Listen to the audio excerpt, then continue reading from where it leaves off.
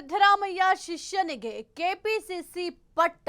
ಬೆಳಗಾವಿ ಜಿಲ್ಲೆಗೆ ಮತ್ತೊಮ್ಮೆ ಹೈಕಮಾಂಡ್ ಮಣೆ. ಸಿದ್ದರಾಮಯ್ಯ ಶಿಷ್ಯನಿಗೆ ಕೆಪಿಸಿಸಿ ಪಟ್ಟ. ಬೆಳಗಾವಿ ಜಿಲ್ಲೆಗೆ ಮತ್ತೊಮ್ಮೆ ಹೈಕಮಾಂಡ್ ಮಣೆ.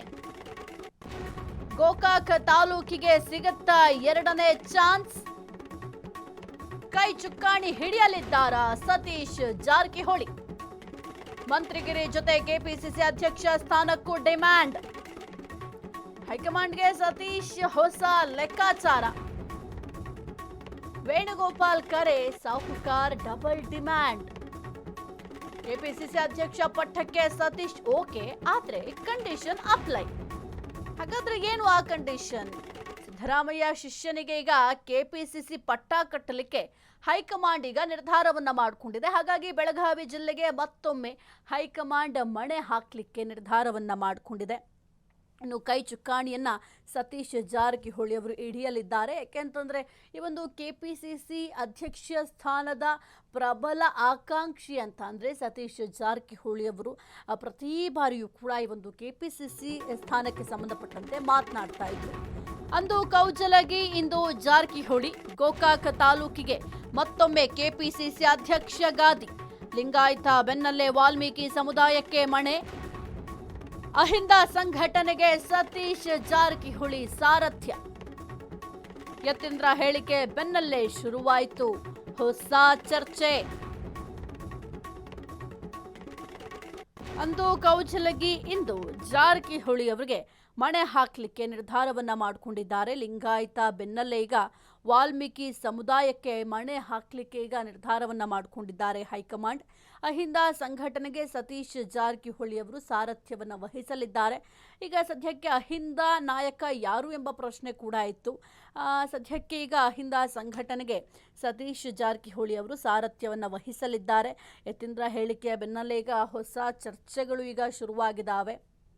ಮಂತ್ರಿಗಿರಿಯ ಜೊತೆ ಕೆಪಿಸಿಸಿ ಅಧ್ಯಕ್ಷ ಸ್ಥಾನಕ್ಕೂ ಕೂಡ ಡಿಮ್ಯಾಂಡನ್ನು ಇರಿಸಿದ್ದಾರೆ. ಕೇವಲ ನನಗೆ ಈ ಒಂದು ಕೆಪಿಸಿಸಿ ಅಧ್ಯಕ್ಷ ಪಟ್ಟ ಕೊಟ್ಟರೆ ಸಾಲದು, ಅದರ ಜೊತೆಗೆ ಒಂದು ಪ್ರಭಾವಿ ಖಾತೆಯನ್ನು ಕೂಡ ನನಗೆ ಕೊಡಬೇಕಾಗತ್ತೆ ಅಂತ ಈಗ ಆಲ್ರೆಡಿ ಬಿಗಿ ಪಟ್ಟನ್ನು ಹಿಡ್ಕೊಂಡು ಕೂತಿದ್ದಾರೆ.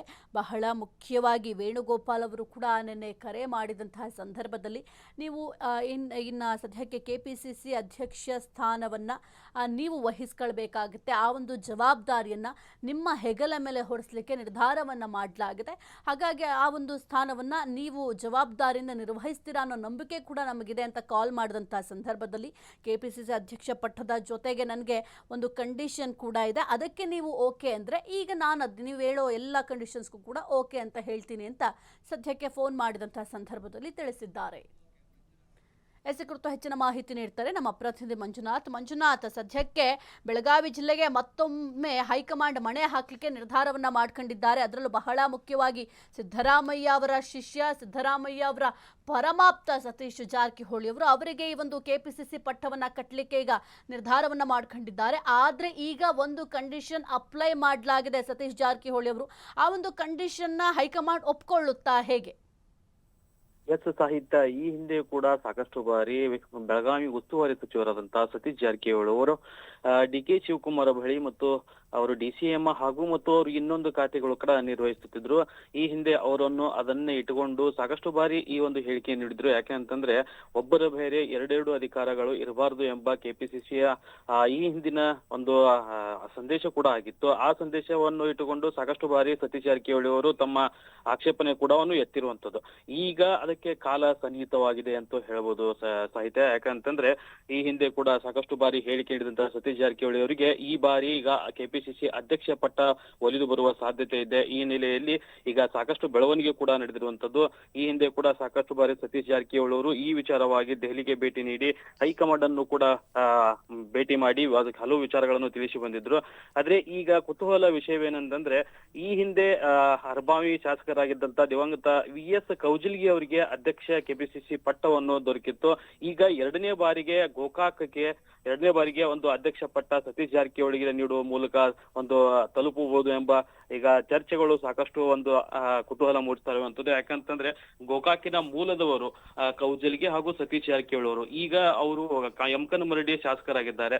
ಈಗ ಸಾಕಷ್ಟು ಪ್ರಭಾವವನ್ನು ಹೊಂದಿರುವಂತಹ ಸತೀಶ್ ಜಾರಕಿಹೊಳಿ ಅವರಿಗೆ ಕೆಪಿಸಿಸಿ ಪಟ್ಟು ಈಗ ಸಾಕಷ್ಟು ಕೇಳಿ ಬರ್ತಾ ಇರುವಂತದ್ದು. ಅದರಲ್ಲೂ ಸಿಎಂ ಸಿದ್ದರಾಮಯ್ಯನವರ ಈ ಹಿಂದೆ ಏನು ಸಿದ್ದರಾಮಯ್ಯನವರು ಇದ್ರು, ಆ ಸಿದ್ದರಾಮಯ್ಯನವರು ಇದ್ದಾಗ ಕೂಡ ಅವರ ಶಿಷ್ಯ ಬಳಗದಲ್ಲಿ ಪ್ರಬಲವಾಗಿ ಸತೀಶ್ ಜಾರಕಿಹೊಳಿ ಅವರು ಉತ್ತರ ಕರ್ನಾಟಕ ಭಾಗದಲ್ಲಿ ಸಾಕಷ್ಟು ಆತ್ಮೀಯತೆ ಹೊಂದಿರುವಂತದ್ದು ಸತೀಶ್ ಜಾರಕಿಹೊಳಿ ಅವರು. ಅವರಿಗೆ ಸಾಕಷ್ಟು ಒಂದು ಉಪಚುನಾವಣೆ ನಡೆದಂತ ಸಂದರ್ಭದಲ್ಲಿಯೂ ಕೂಡ ಸತೀಶ್ ಜಾರಕಿಹೊಳಿ ಅವರ ಮೇಲೆ ಅಪಾರವಾದ ನಂಬಿಕೆ ಇಟ್ಟು ಕೂಡ ಉಪಚುನಾವಣೆ ಉಸ್ತುವಾರಿಯನ್ನು ಕೂಡ ನೀಡ್ತಾ ಇದ್ರು.